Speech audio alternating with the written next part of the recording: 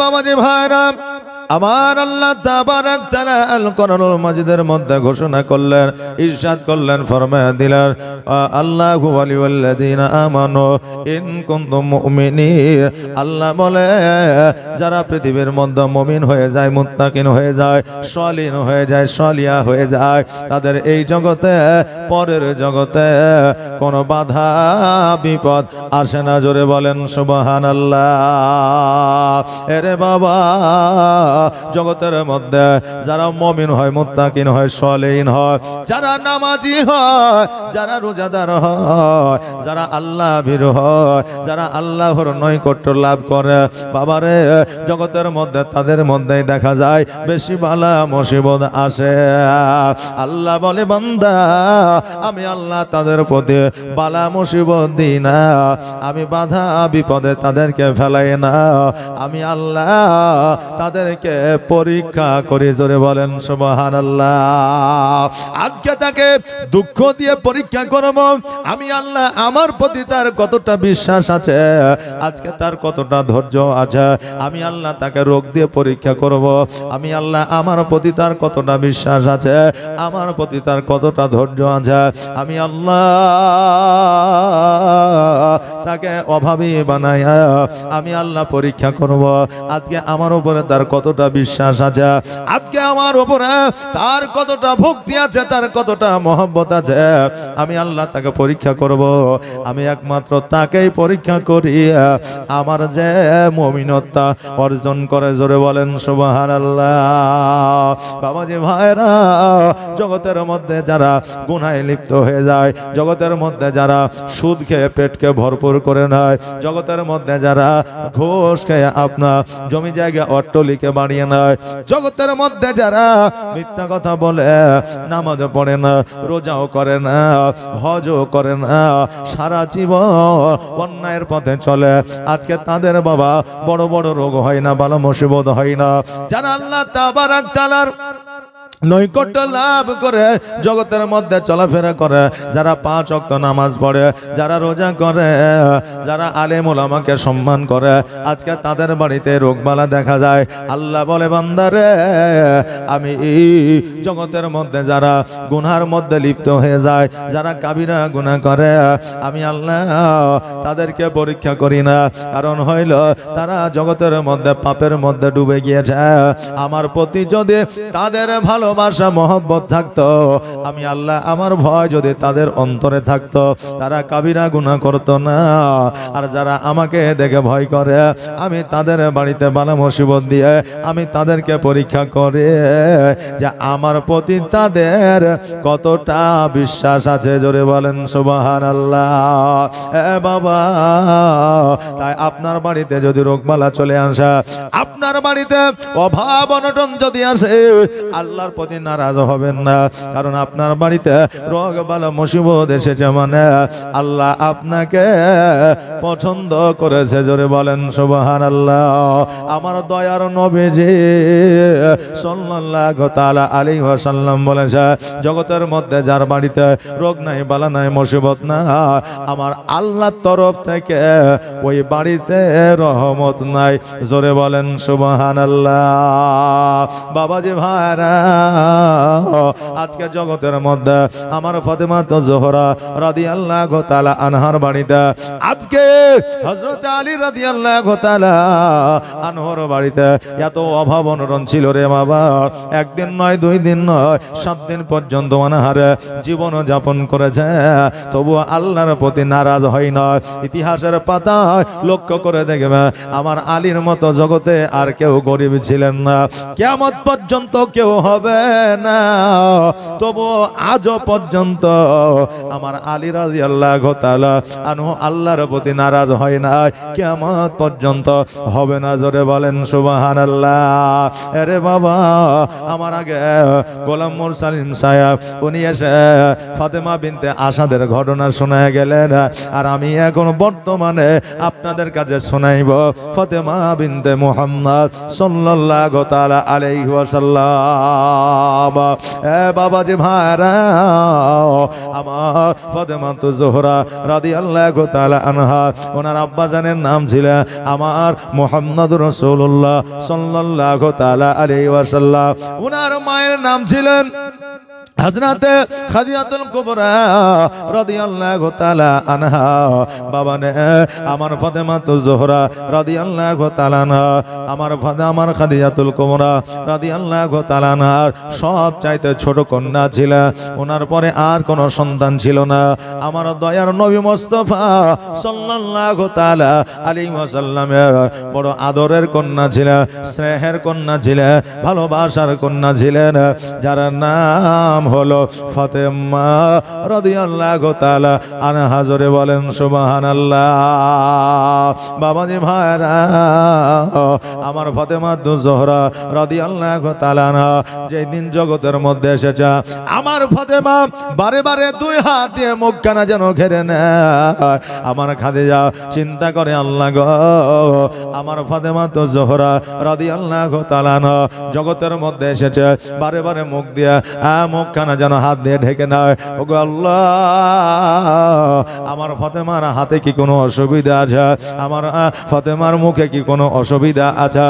আজকে আমি বারে বারে হাত দুখানাকে সরাইয়া দিই, আবার বারে বারে মুখখানাকে ঢেকে নেয়, কারণটা বুঝতে পারি না।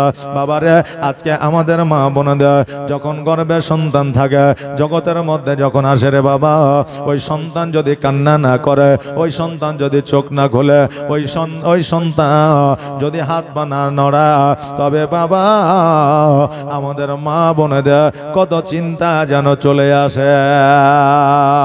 ওই সন্তানকে আপনার ইচ্ছাকৃত ভাবে কাঁদানো হয়, কারণ সন্তান কাঁদিলে সন্তানের ওই সময় মস্তিষ্ক ভালো হয়, সন্তানের আপনার প্রেশার সঠিক জায়গায় চলে আসে। ওই সময় সন্তান কান্না করিলে হাত পায়েগুলো আপনার কাজ ভালো করে। ওই সন্তান কান্না করিলে তার সমস্ত শরীরটা বাবা ফিট হয়ে যায়। এই জন্য ডাক্তারের ছোট্ট অবস্থা জগতের মধ্যে যখন একটা বাচ্চা আসে, ওই বাচ্চা যদি কান্না না করে, ওই বাচ্চাকে কাঁদানো হয়।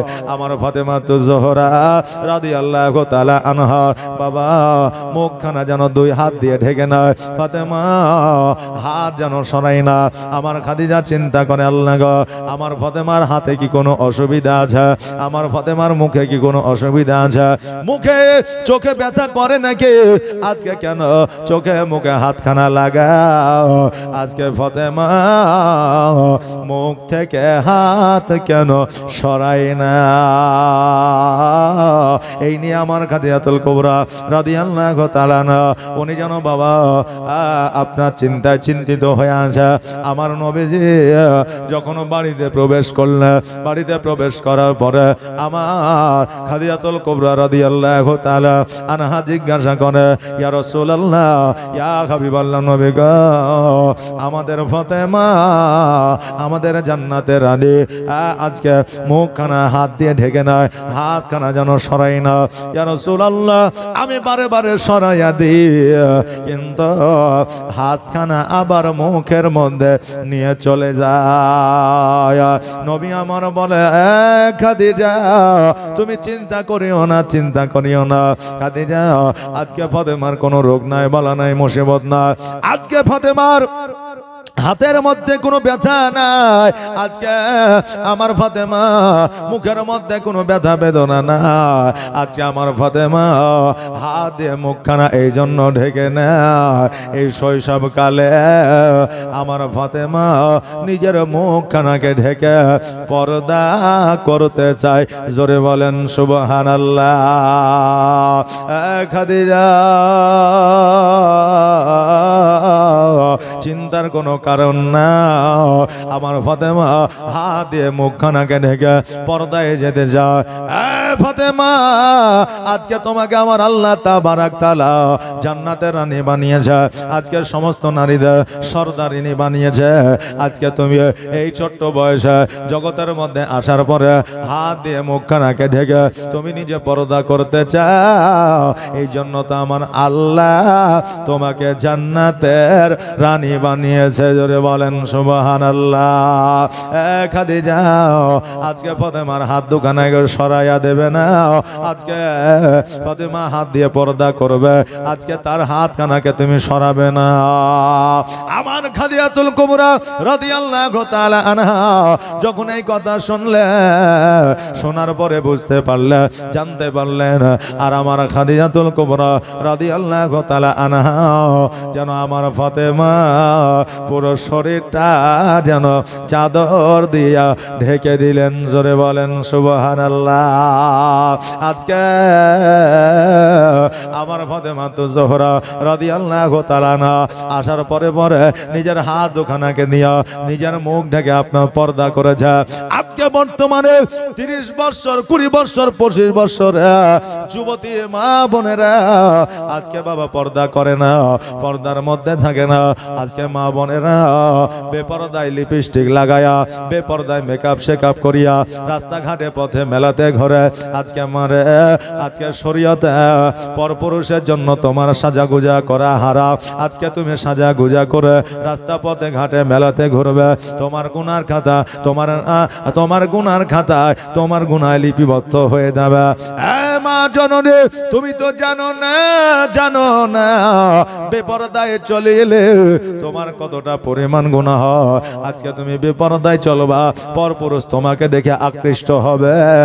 আজকে তুমি যতই ইবাদত বান্দেই করো না কেন, আজকে তোমার ইবাদত বান্দেগি আল্লাহ দরবারে কবুল হবে না।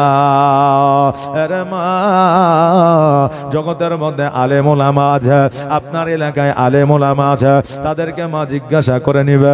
পরপুরুষকে দেখানো তো দূরের কথা, রাস্তাঘাটে বেপরদায় চললে আপনার ইবাদত আল্লাহর দরবারে কবুল হওয়া তো দূরের কথা। আপনি যখন আপনার নির্জম ঘরে, আপনার ঘরে কেউ থাকবে না, সন্তান থাকবে না, স্বামী থাকবে না, কেউ থাকবে না, ওই ঘরে যদি আপনি নামাজে দাঁড়ায় যান, আপনার হাতের কবজি যদি আপনার হাতের কবজি পর্যন্ত যদি খোলা মেলা থাকে, আপনার পায়ের যদি কোনো অংশ জায়গা যদি খোলা মেলা থাকে, আপনার কপালটা যদি একটু খোলা মেলা থাকে, আপনার নামাজ, আপনার ইবাদত আল্লাহর দরবারে কবুল হবে না। আপনি বলবেন, হুজুর গো, আমি ঘরের মধ্যে একা থাকি, আমার সন্তান আদি পোতানাদি, আমার স্বামী বিরাদার কেউ থাকে না, কেন নামাজ হবে না? মা জননী, তুমি যে ঘরের মধ্যে তুমি নামাজ আদায় করছ, আমার কুপকুপে যদি হয়, তবুও তোমার শরীরে কোনো অংশ যদি খালি থেকে যায়, তোমার ইবাদত আল্লাহর দরবারে কবুল হবে না। জোরে বলেন সুবহানাল্লাহ। আরে মা, আল্লাহর ইবাদত উপাসনায় যদি পর্দা না করিয়া যদি ইবাদত করা হয়, ওই ইবাদত আল্লাহর দরবারে কবুল হয় না। আর জগতের মধ্যে তুমি বেপরদায় চলবা, তোমার ইবাদত আল্লাহ দরবারে কেমন করে কবুল হইতে পারে? এই জন্য মা বোনেদের মধ্যে 3টা গুণ অবশ্যই থাকতে হবে। এই 3টা গুণ যদি না থাকে, আজকে আল্লাহ দরবারে মা বোনেদের কোনো ইবাদত কবুল হবে না। 1 নম্বর হলো মা বোনেদের নামাজের মধ্যে পাবন্দি থাকতে হবে। 2 নম্বর হলো আমার মা বোনেদের স্বামীর খিদমত করতে হবে। স্বামী যতই খারাপ হোক না কেন, স্বামী তোমাকে দেখতে পারুক আর না পারুক, স্বামী মদখোর, জুয়াখোর, গাঁজাখোর হোক না কেন, তোমার কাছে তোমার স্বামী, আজকে তোমার স্বামী যদি অন্যায় করে, আল্লাহর দরবারে তুমি দোয়া করো। তোমার স্বামী যদি অন্যায় করে, তুমি তোমার শ্বশুর শাশুড়িকে দিয়া, পাড়া প্রতিবেশীকে দিয়া, সমাজ দিয়া তুমি বিচার করে ওই স্বামীকে ভালো করার চেষ্টা করো। কিন্তু তুমি তোমার স্বামীর খিদমত ছাড়া তুমি কোথাও যাইতে পারবে না। এই জন্য স্বামীর খিদমত তোমার মধ্যে রাখতে হবে। 1 নম্বর আল্লাহর ইবাদতের মধ্যে তোমাকে থাকতে হবে। 2 নম্বর হলো স্বামীর খিদমত তোমাকে করতে হবে। 3 নম্বর হলো নিজেকে পর্দার মধ্যে রাখতে হবে। এই 3টা গুণ যদি একজন মুসলিম নারীর মধ্যে না থাকে, এই মুসলিম নারীর ইবাদত আল্লাহ দরবারে কবুল হবে না। জোরে বলেন সুবহানাল্লাহ। আরে মা, আজকে ফাতেমা তো জোহরা রাদিয়াল্লাহু তাআলা আনহা জীবনের ব্যবস্থা করেছে।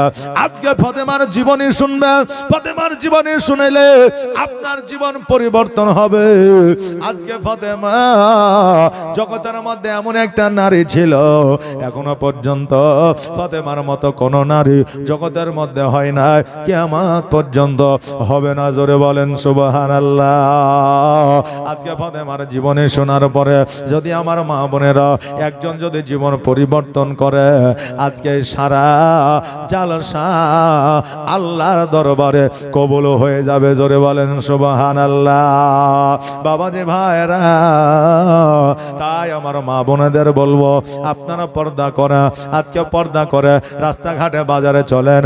আজকে আপনাকে যদি সাজতেই হয়, আপনাকে যদি মেকআপ করতে হয়, আপনার স্বামীর জন্য আপনি সাজগোজ করে বাড়িতে বসা, আজকে পরপুরুষের জন্য সে যে কোনো লাভ হবে না।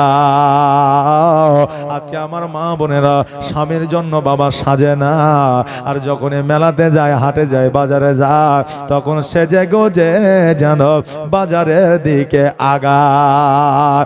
আজকে আমার দয়ার নবী বলেছে, হে আমার উম্মতিরা, তোমরা তোমাদের স্বামীকে খুশি করো, সুন্দর পোশাক পরে, সুন্দর শাড়ি পরে, সুন্দর সাজগোজ করে আজকে তোমার স্বামীকে খুশি করো।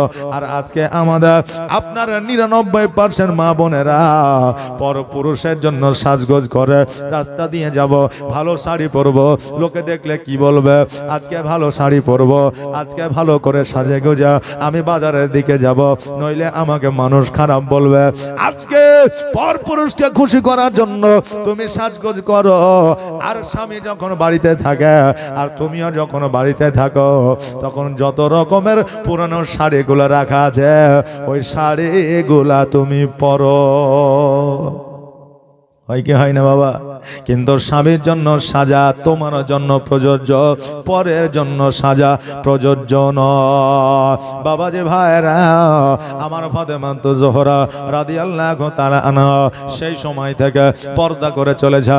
জীবনে কোনোদিন আরব ভূমির মধ্যে কোনো পরপুরুষ আমার ফাতেমাকে দেখাতো দূরের কথা, একজন নারীও সঠিকভাবে আমার ফাতেমাকে দেখতে পায় না। আমার ফাতেমা চেহারা কেমন ছিল, কোন নারী আমার ফাতেমাকে দেখতে পাই না। বাচ্চা কাল থেকে আমার ফাতেমা তো জোহরা রাদিয়াল্লাহু তাআলা আনহা নিজেকে পর্দার মধ্যে রাখতে। ফাতেমা ওই ছোট্ট অবস্থা থেকে আমার নবীজির সর্বদা কাছে কাছে থাকতে। আমার নবী মুস্তাফা সাল্লাল্লাহু তাআলা আলাইহি ওয়াসাল্লাম যখন ইসলামের প্রচার প্রসার করতে যাইতে, উতবা সাইবা আমার নবীজির মাথার উপরে উটের ভুঁড়ি চাপাইয়া দিতেন। আমার মা ফাতেমা তো জোহরা রাদিয়াল্লাহু তাআলা আনহা, আমার খাদিজাতুল কুবরা রাদিয়াল্লাহু তাআলা আনহা, ওনারা যাইয়া আমার দয়ার নবী মুস্তাফা সাল্লাল্লাহু তাআলা আলাইহি ওয়াসাল্লামের মাথা থেকে উটের ভুঁড়িটা নামাইয়া আমার নবীজিকে বাড়ি নিয়ে আসতে। আর আমার নবীজি সব চাইতে বেশি আমার ফাতেমাকে ভালোবাসতে। নবী গো তোমার মতো এত ভালো, তোমার মতো এত ভালো কেউ তো আমায় বাসে না, তাই তো নবী আমি তোমার দিওয়ানা, তাই তো রাসূল আমি তোমার দিওয়ানা। তোমার মতো এত ভালো, তোমার মতো এত ভালো কেউ তো আমায় বাসে না, তাই তো নবী আমি তোমার দিওয়ানা, তাই তো রাসূল আমি তোমার দিওয়ানা। ও কি শুনেছি কিতাবের লেখা, নবী ছাড়াই আমার জীবন ফাঁকা গো। জোরে বলেন সুবহানাল্লাহ। ও কে শুনেছি কিতাবের লেখা,